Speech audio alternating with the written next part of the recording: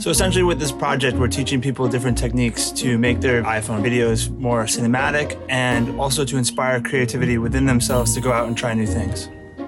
I think what's cool is all these techniques we're teaching you in these shorts, you can understand them and instantly dive into them yourself. And action.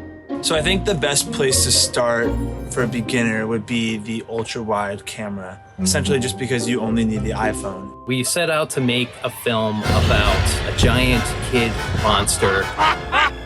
We thought of a couple different ways of approaching this, and the one that we landed on was using the ultra-wide camera to do a forced perspective trick. We had our young actor stage closer to camera, and what we did was we played with our eye lines to make it look like that they were on the same plane. Basically, because of the wide lens, even just a couple feet of distance allows the giant kid to feel enormous.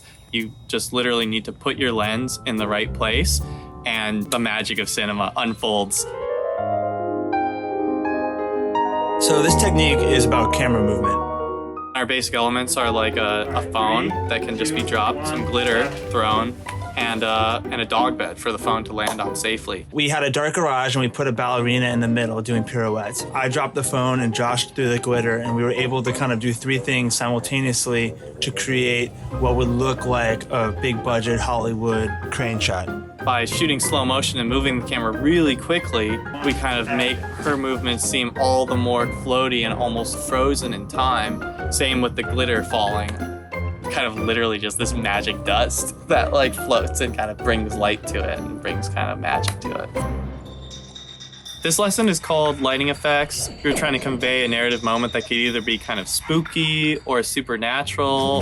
The core elements of this one are just an iPhone, a rolling chair, a bike wheel, and a camping headlamp.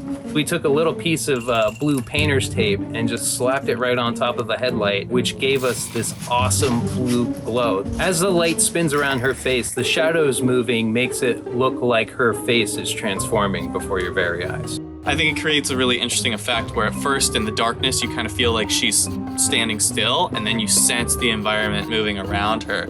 I'd say I was both equally surprised and thrilled of how well this worked out after a lot of trial and error, but that's the fun of movie making.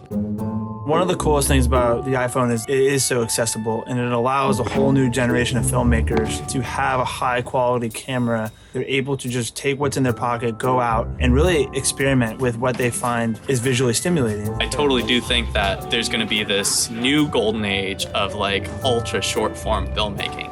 Especially now with bite-sized content and short pieces, you don't have to have a feature-length script. All you need is your phone, a little creativity, and that can go a long way.